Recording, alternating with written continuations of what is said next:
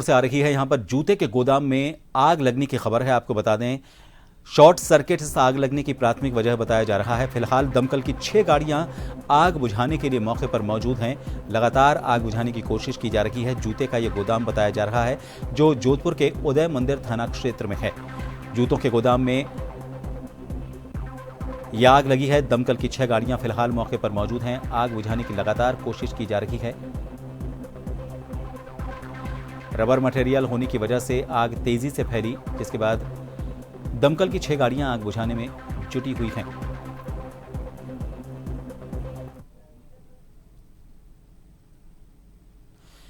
जोधपुर से हमारे संवाददाता जगदीश लोहार इस वक्त फोन लाइन पर हमारे साथ जुड़े हुए हैं। जगदीश, जूते के गोदाम में आग की खबर है, फिलहाल क्या अपडेट है? आग बुझ चुकी है?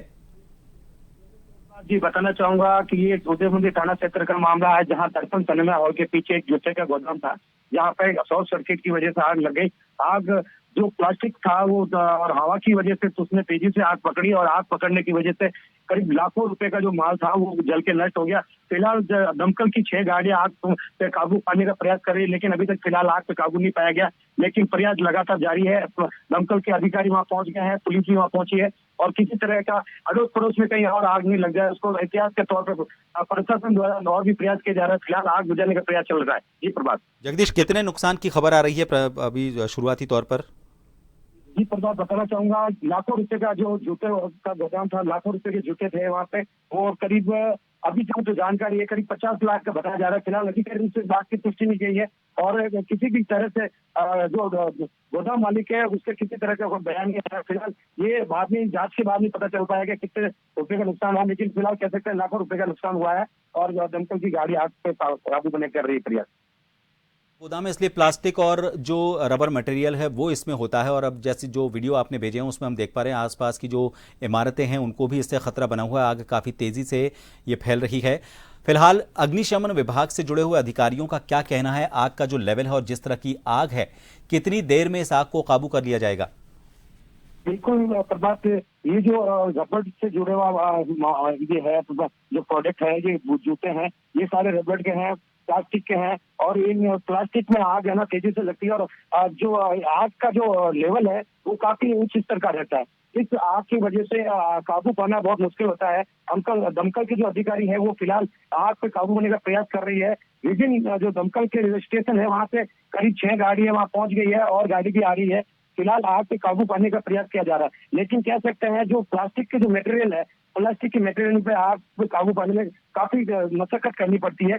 अड़ोस पड़ोस में किसी तरह का और कोई आग मकान में नहीं लग जाए, किसी तरह की कोई और घटना ना घट जाए, उसको देखते हुए भी प्रशासन और अधिकारी मौके पे पहुंचे हैं, और उन दूसरे जो मकान है उनका बचाव करने का भी प्रयास किया जा रहा है।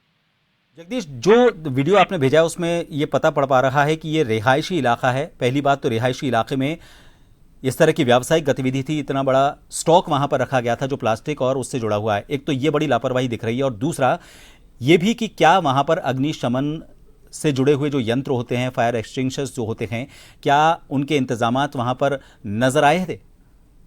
जी प्रभात, बताना चाहूंगा कि ये जो एरिया है ये सिटी का एरिया है। जोधपुर के जो राजकीय स्टेडियम है उसके पास में ये एरिया आता है। वहाँ पे मेन रोड है, मेन रोड पे ये जो दुकान है, शॉप है, वहाँ पे जो पटाखों के गोदाम भी वही है, और जो दूसरे जो मेटल है गोदाम उनके काफी वहाँ पे। एहतियात के तौर पे जो अग्निशमन के अधिकारी है वो भी उनका बचाव कर रहे हैं, लेकिन जो अग्निशमन के जो यंत्र है वो वहाँ पे थे या नहीं थे, तो उसके बारे में जांच का विषय है। ये जांच के बाद में पता चल पाएगा कि इतना बड़ा गोदाम था, ये अग्निशमन के जो यंत्र थे कि नहीं थे, आग बुझाने के उनके प्रबंध पहले से किए रखे थे या नहीं थे।